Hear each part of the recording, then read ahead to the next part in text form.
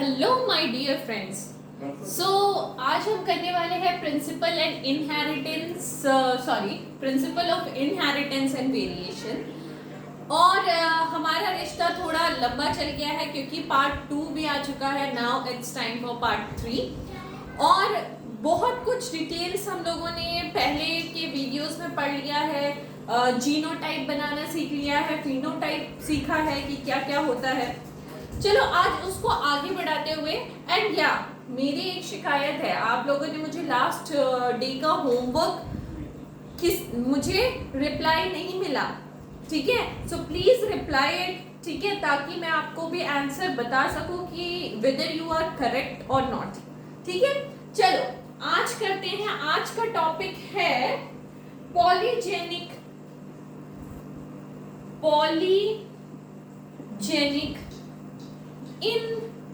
inheritance. Okay, polygenic inheritance, today's topic and a very interesting topic. और मैंने बोला था कि मैं जो सारे के सारे कॉन्सेप्ट है ना एक ही मतलब एक लाइन में ही आपको समझाने वाली हूँ। क्या लाइन था वो? one genotype represent one character and contain two alleles. याद है ये इक्वेशन, ये लाइन याद है? This is very important line यार, ठीक है। इसी से हम आगे भी और पहले के वीडियोस में भी बहुत कुछ समझ चुके हैं, तो ये वाला चीज तो आप लोग एकदम दिमाग में डाल लो।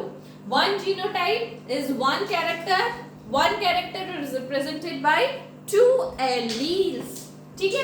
अब चलिए समझते हैं पॉलीजेनिक इनहेरिटेंस को। Poly means what? Poly means many. Genic means genes, ठीक है। सो पॉलीजेनिक इनहेरिटेंस का मतलब क्या होगा? कुछ नहीं करना है, बस यहाँ पे एक चेंजेस कर देने हैं कि मैनी जीनोटाइप का मतलब होगा एक कैरेक्टर, ठीक है, that is represented by as many alleles, which how many alleles are there in many genotype. Like for example, अगर मैं बोलती हूँ कि 3 genes is responsible for one character, तो कितने alleles होने चाहिए? कितने alleles होने चाहिए? बताइए कितने alleles होने चाहिए? 1 gene 2 alleles, 3 gene 6 alleles. Yes, the answer is 6 alleles होनी चाहिए. So many gene is responsible for a single character, that is polygenic inheritance. Understood? समझ आ रहा है? चलिए इसके एग्जाम्पल्स करते हैं। यहां तक नोट हो गया? बहुत खूबसूरती के साथ ना आप लोग इन सब चीजों को नोट कीजिए। This is very important to understood the genetics, ठीक है। चलिए तो इसको पॉलीजेनिक इनहेरिटेंस को हम एक एग्जांपल के साथ समझते हैं और बोर्ड थोड़ा सा खाली कर लेते हैं ताकि एग्जांपल हमें बहुत अच्छे से समझ में आए। And the example is about skin colour, ठीक है। जो हमारा स्किन कलर होता है that is responsible by 3 genes, ठीक है। और सपोज वो जीन है AA, BB एंड C, ठीक है। तो मुझे इस क्वेश्चन का आंसर दीजिए कि how many types of gametes are formed here?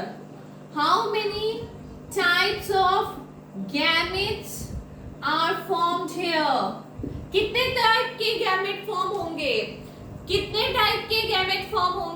किसी ने लास्ट वीडियो नहीं देखा है तो आई विल रिकमेंड यू कि प्लीज प्रीवियस वीडियो देख के आया कीजिए यार, ताकि आगे की चीजें बहुत अच्छे से समझ में आए। सो टाइप्स ऑफ गैमेट्स, कितने गैमेट्स होंगे? Yes, you are correct. Number of gametes is 8, understood? ठीक है, ठीक है। सो अगर हम डाई हाइब्रिड क्रॉस की बात करें ना, तो 2 gene is for 16 2 gene is for 16 चलिए इसको स्किप मारते हैं। चलो चलो चलो चलो चलो चलो अच्छे से समझाया जाए ना सारी चीजों को। तो चलो यहां तक समझ आया। टाइप्स ऑफ गैमेट्स कितने आएंगे? 8। कैसे आएंगे? कैसे आएंगे वो भी सीखिए। कैसे आएंगे बताइए, बताइए कैसे आएंगे। कुछ कुछ बंदे हैं ना ऐसे जो लास्ट वीडियोस नहीं देख के आते हैं और डायरेक्ट, ठीक है, नहीं समझ में आएगा। बनाइए ए आलसी नहीं करना है, ए और व्हाट इज द पॉसिबिलिटीज कि वो कैपिटल बी के साथ भी हो सकता है पेयरिंग, स्मॉल बी के साथ भी। अगेन यहाँ पे कैपिटल बी के साथ भी, स्मॉल बी के साथ भी, यहाँ पे कैपिटल सी के साथ भी, स्मॉल सी के साथ भी, कैपिटल सी के साथ भी, स्मॉल सी के साथ भी, कैपिटल सी के साथ भी, स्मॉल सी के साथ भी, capital small. So how many gametes are formed here? चलो चेक करते हैं। A B and C. Next A B and small C. यहाँ पे A B capital C, A B small C. Next A capital B capital C, small A capital B small C, छोटा A छोटा B बड़ा सी, छोटा A छोटा B छोटा सी। गिनिए कितने gametes हैं, गिनिए कितने गैमेट्स हैं। 1 2 3 4 5 6 7 8। प्रूवन कि 8 तरीके का ही गैमेट्स होंगे। प्रूवन, ठीक है, क्लियर है, क्लियर है। ओके सो इफ अब आइए जो मैं आपको बताना चाहती थी, अगर डाई हाइब्रिड क्रॉस हो तो 2 का पावर n कितना होता है? 16 होता है फॉर डाई हाइब्रिड क्रॉस के लिए, है ना। सो अगर ये 3 जीन रिस्पॉन्सिबल है ना, सो 2 का पावर n इक्वल टू क्या होगा बताइए? 2 का power n is equal to क्या होगा बताइए? यहाँ पे 2 का पावर 4 होता है ना फॉर डाई हाइब्रिड क्रॉस, 2 का पावर 4 होता है। यहाँ पे 2 का पावर 8 होगा। यस, फॉर अगर तुम्हारा 3 जीन रिस्पॉन्सिबल होता है तो how many gametes are formed here? 64 gametes. 64 gametes are formed here. और डाई हाइब्रिड क्रॉस में 16 गैमेट्स फॉर्म होता है, ठीक है, 16 गैमेट्स फॉर्म होता है डाई हाइब्रिड क्रॉस में। हमने लास्ट वीडियो में कंप्लीट किया है dihybrid cross and we know it is 16 gametes. और अगर ये 3 हो तो 2 का पावर 8 हो जाएगा, दैट इज 64 गैमेट्स। अगर मैं क्वेश्चन पूछूं कि अगर 3 gene is responsible for 1 character, अगर 3 gene is responsible for 1 character, what is the probability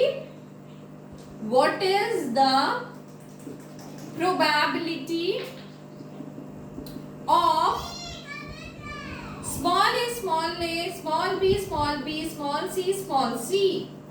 तो आप क्या बोलोगे? what will be your answer? 3 gene is responsible for 1 character। तो आप इसका आंसर क्या दोगे?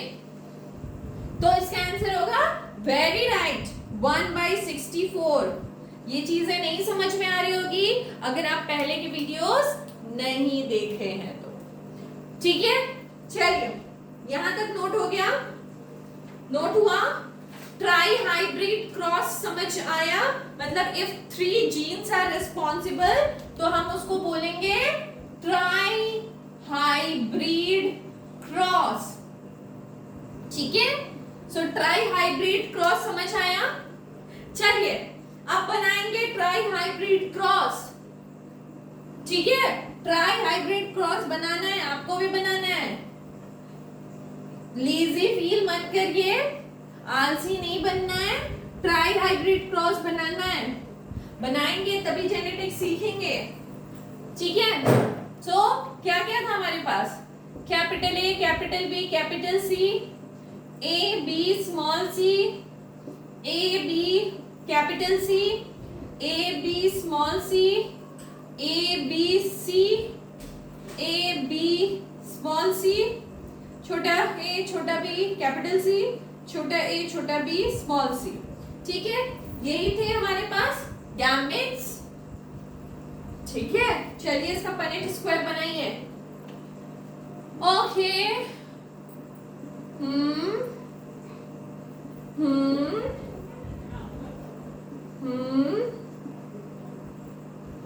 ओके, ठीक है। Capital C, this is capital C, okay, ठीक है। अब इसका बनाएंगे आप लोग Punnett square.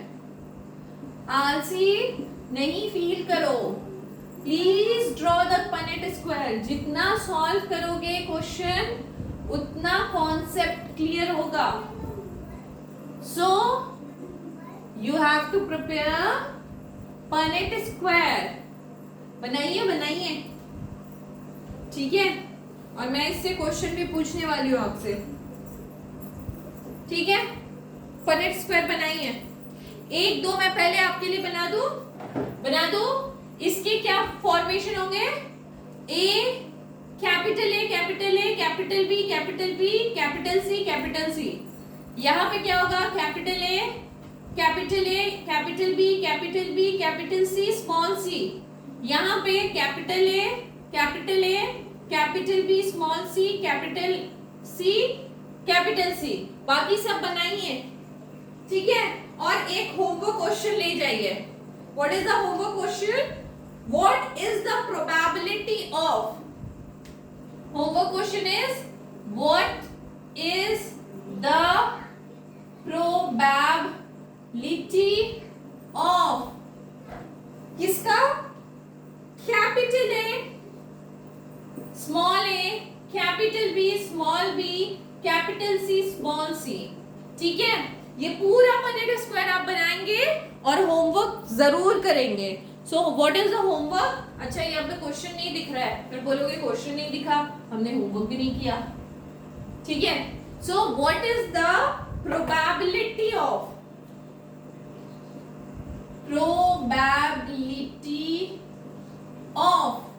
What is the probability of capital A small A, capital B small B, capital C small C. पूरा पनेट स्क्वायर ड्रॉ कीजिए और आंसर बताइए, ठीक है। क्लियर है यहाँ तक, आगे बढ़ सकते हैं, आगे बढ़ सकते हैं। चलिए इसको मिटाते हैं और आगे बढ़ते हैं।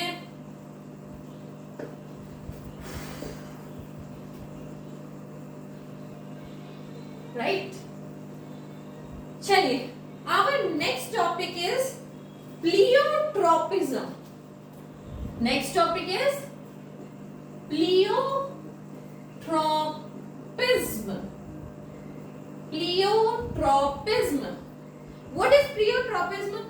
फिर से एक बार हमारा इंपॉर्टेंट सा, हमारा प्यारा सा कॉन्सेप्ट लिख लीजिए ताकि मैं आगे का कॉन्सेप्ट आपको समझा सकूं।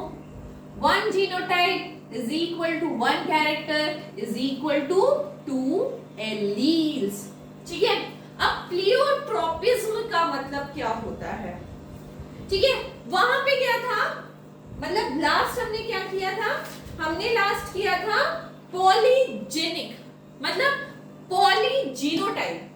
यहां है प्लियोट्रोपिज्म, यहां पे जस्ट एक चीज का चेंज हो रहा है, जस्ट उल्टा है पॉलीजेनिक का। The change is one genotype is responsible for many characters, ठीक है। one genotype is responsible for many characters, बस यही changes है, ठीक है, पॉलीजेनिक और प्लियोट्रोपिज्म में। ठीक है, this is the basic change. तो चेंज क्या हुआ कि एक genotype is responsible for many character, many character. For example is sickle cell anaemia. Example is sickle cell anaemia, ठीक है। The example is sickle cell anaemia. इसमें होता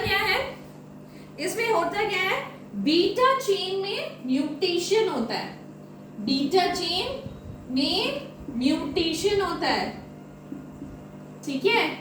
beta chain, alpha beta chain, class 10th याद कीजिए थोड़ा सा, ठीक है। सो बीटा चेन में म्यूटेशन होता है इन द 6th पोजीशन में, और क्या होता है, एक पॉइंट म्यूटेशन होता है, ठीक है। क्या होता है, एक पॉइंट म्यूटेशन होता है।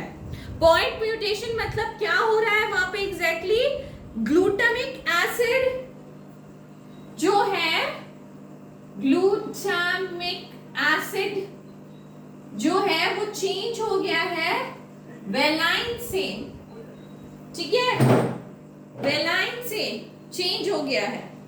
So this is a point mutation. इस पॉइंट म्यूटेशन के वजह से क्या हुआ है, इस पॉइंट म्यूटेशन के वजह से क्या हुआ है, दो चेंजेस आ रहा है। First is your haemoglobin, मोग्लोबिन,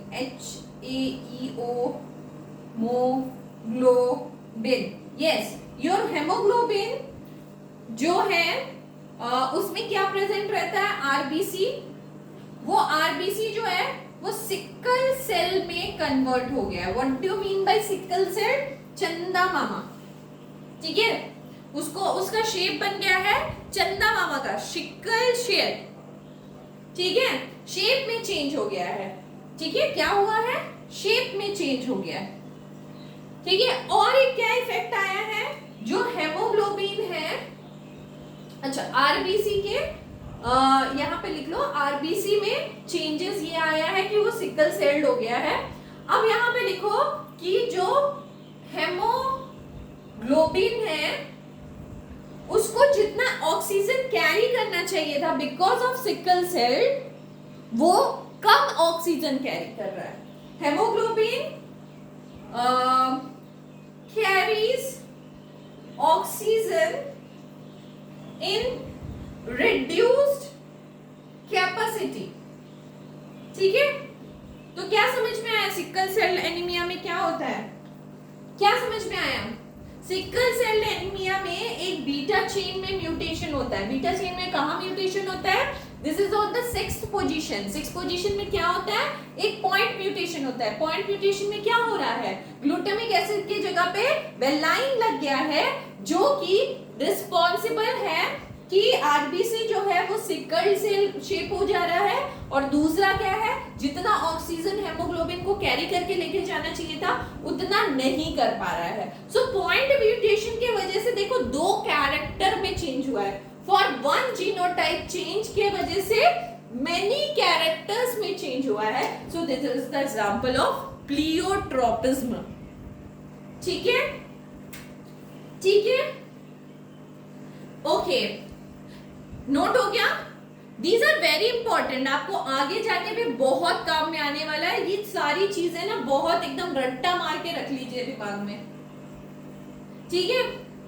next example is phenyl ketonuria. That is also a very common example which can be asked in your exam, ठीक है। एग्जाम पॉइंट ऑफ व्यू से बहुत इंपॉर्टेंट है फिनाइल कीटोन्यूरिया। फिनाइल कीटोन्यूरिया, ठीक है, इसको PKU short form, phenyl ketonuria. Phenyl ketonuria में क्या होता है, होना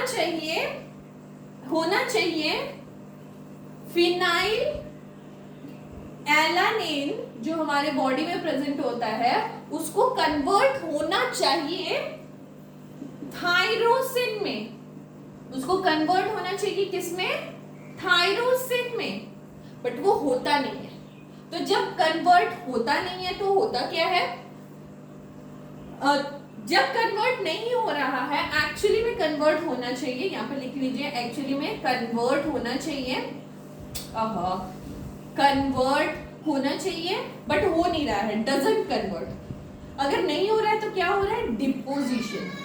डिपोजिशन किसका हो रहा है, फिनाइल एनालाइन का बहुत ज्यादा डिपोजिशन हो रहा है, जिसके वजह से क्या हो रहा है, मेंटल रिटार्डेशन, ठीक है, या फिर रिड्यूस्ड हेयर, ठीक है, या फिर स्किन पिगमेंटेशन,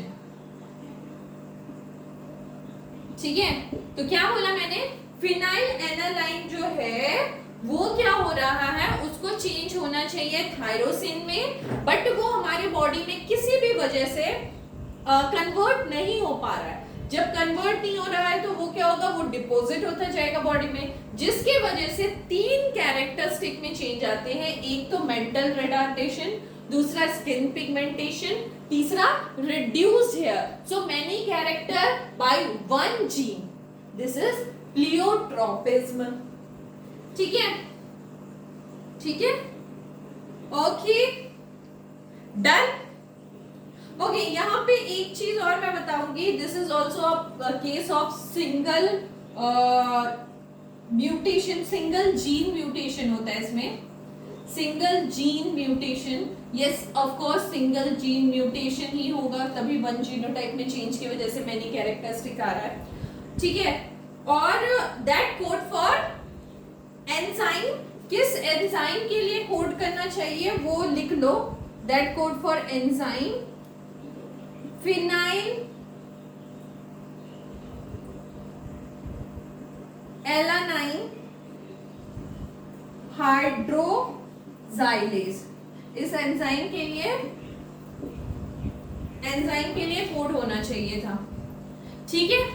यहां तक क्लियर। तो मैंने क्या बोला, प्लियोट्रोपिज्म को कि एक जीनोटाइप मतलब एक सिंगल जीन में म्यूटेशन के वजह से या फिर कोई चेंजेस के वजह से क्या हो रहा है, मेनी कैरेक्टर दिखाई दे रहे हैं हमको, दैट इज प्लियोट्रोपिज्म। क्लियर है यहां तक, क्लियर है, ओके। इसके बाद हम ना कुछ टर्म्स पढ़ेंगे जो हमने पहले के भी वीडियोस में कवर किया है, बट यहां पे भी थोड़ा सा इंक्लूड करना चाहूंगी मैं, दैट इज कोडोमिनेंस, है ना। सो पहले के वीडियोस में हमने कोडोमिनेंस का मतलब थोड़ा बहुत समझा था। व्हाट इज कोडोमिनेंस, कोडोमिनेंस क्या होता है, कोडोमिनेंस मतलब को मतलब क्या, एक साथ कोई चीज डोमिनेट कर रहा है। When both the allele of heterozygous condition, क्या बोल रही हूं मैं, when both the alleles of heterozygous condition is क्या बोल सकते हैं, is नहीं, are express themselves, ठीक है, एक साथ अपने आप को ना एक्सप्रेस कर रही है, तो उसको बोलेंगे कोडोमिनेंस, ठीक है। कोडोमिनेंस क्या हो रहा है, 2 हेटेरोजाइगस जीन है, मान लो एक चिकन है, एक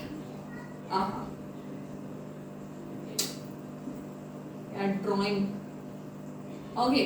सो this is one bird which is very beautiful white color, and this is another bird, ठीक है, this is another bird which is red in color, होता नहीं है, ठीक है।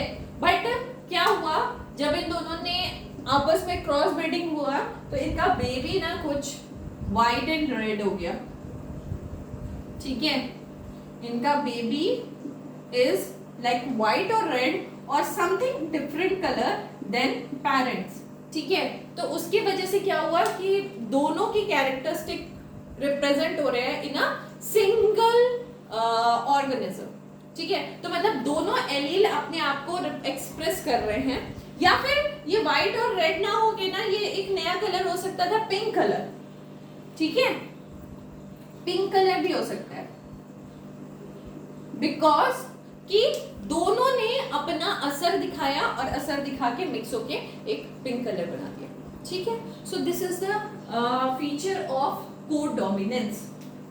ठीक है, अगर मैं बोलूं incomplete dominance, incomplete dominance, incomplete, incomplete dominance. सो इनकम्प्लीट डोमिनेंस मतलब बताइए क्या होगा, क्या होना चाहिए? इनकम्प्लीट मतलब होता है आधा अधूरा, है ना।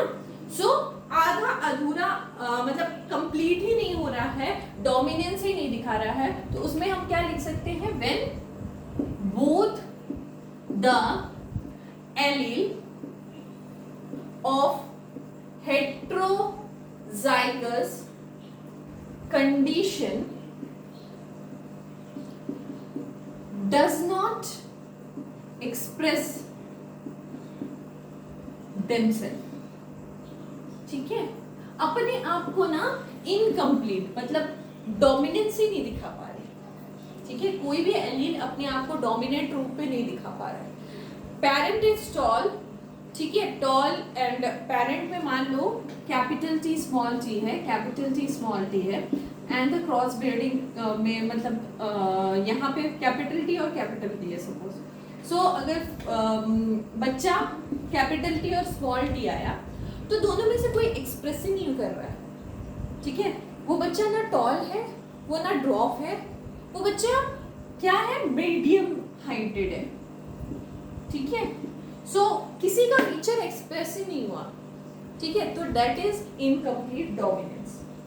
ठीक है, और एक एग्जांपल दूं विद फिनोटाइपिक रेशियो और जीनोटाइपिक रेशियो के साथ। सपोज तुम्हारे पास एक रेड कलर का फ्लावर है, ठीक है, रेड आर आर, और उसने क्रॉस किया small R, that is white in colour. तो क्या हो गया?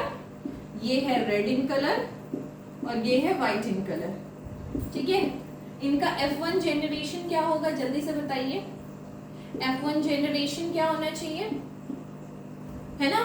बताइए। इसका जीनोटाइप आया R और इसका जीनोटाइप आया स्मॉल r और मिलके बन गया ये, है ना, कैपिटल R और स्मॉल r। अगर मैं इसमें जीनोटाइपिक रेशियो और फिनोटाइपिक रेशियो पूछूं तो फिनोटाइपिक रेशियो यहाँ पे निकलेगा 4:0 और जीनोटाइपिक रेशियो निकलेगा 4:0। नहीं समझ में आ रहा है तो please watch the previous videos. ठीक है, ओके। और अगर मैं F2 जेनरेशन बनाऊं, ड्रॉ कीजिए, चलिए F2 जेनरेशन भी बनाते हैं। Capital R small r, capital R small r, ठीक है, इसका चेकर बोर्ड बना लेते हैं जिसको आप पनेट स्क्वायर बोलते हैं। Capital R, capital R, capital R small r, capital R small r, small r small r। अगर मैं फिनोटाइपिक रेशियो पूछूं सो फिनोटाइपिक रेशियो होना चाहिए 1:2:1, ठीक है। और जीनोटाइपिक रेशियो एक्चुअल में क्या होना चाहिए? व्हाट डू यू से? जीनोटाइपिक रेशियो एक्चुअल में क्या होना चाहिए? ये भी रेड होना चाहिए, ये भी रेड होना चाहिए, अच्छा ये भी रेड होना चाहिए, ये भी रेड होना चाहिए और ये भी रेड होना चाहिए, है ना। जीनोटाइप के वजह से जीन अगर कैपिटल R डोमिनेंटली एक्सप्रेस होता तो वो रेड होना चाहिए, अगर व्हाइट डोमिनेंटली एक्सप्रेस करता तो व्हाइट होना चाहिए था, बट हो नहीं रहा है। That is incomplete dominance. Incomplete dominance के वजह से ना जीनोटाइपिक रेशियो इज अगेन 1:2:1, 2:1, ठीक है। क्यों?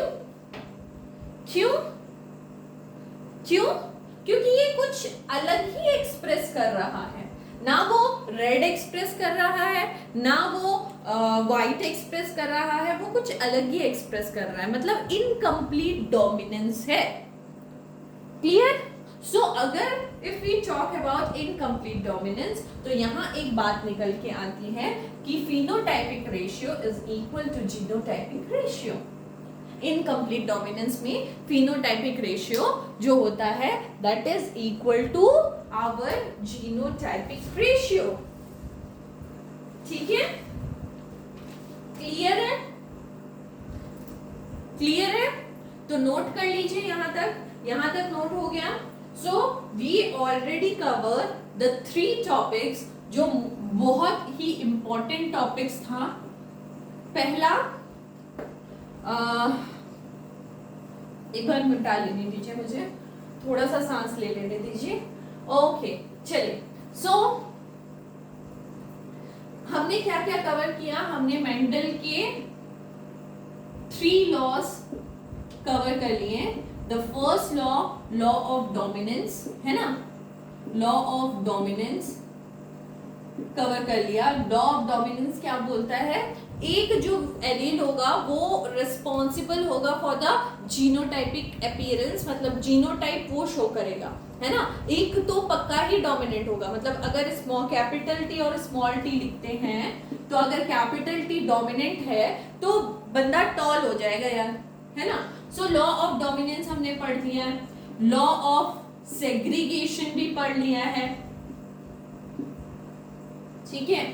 लॉ ऑफ डोमिनेंस और लॉ ऑफ सेग्रीगेशन को हमने मोनो हाइब्रिड क्रॉस से पढ़ लिया है। और अगर मैं बात करूं लॉ ऑफ इंडिपेंडेंट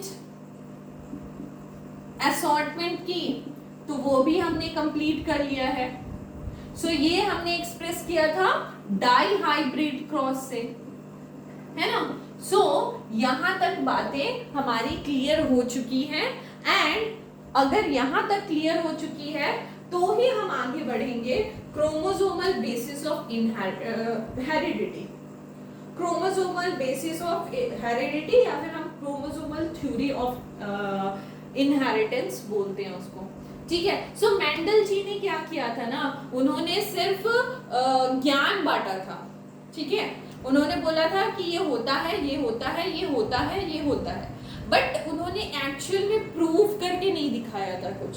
सो जो हम नेक्स्ट टॉपिक पढ़ने वाले हैं that is chromosomal theory of inheritance, उसमें हमको क्लियरली मतलब क्रोमोसोम के बेसिस से दिखाया गया है कि कैसे एक्चुअली में उनका बेस भी जो है वो मेंडल ही है, मगर क्रोमोसोम के बेसिस से दिखाया गया है कि एक्चुअल में होता क्या है, ठीक है। सो दिस इज मेंडल ने जो दिया था वो ज्ञान की बातें थे, उन्होंने बस थ्योरी में बता दिया था, बट एक्चुअल में प्रूव हुआ क्रोमोसोमल थ्योरी ऑफ इनहेरिटेंस में, जो हम नेक्स्ट वीडियो में कवर करेंगे, ठीक है। सो आज के लिए इतना ही। इतना सारा जो भी मैंने कंटेंट आपको दिया है अभी तक, दोबारा से रिवाइज कर लीजिए, दोबारा से देख लीजिए और बहुत अच्छे से प्रैक्टिस कर लीजिए, ठीक है।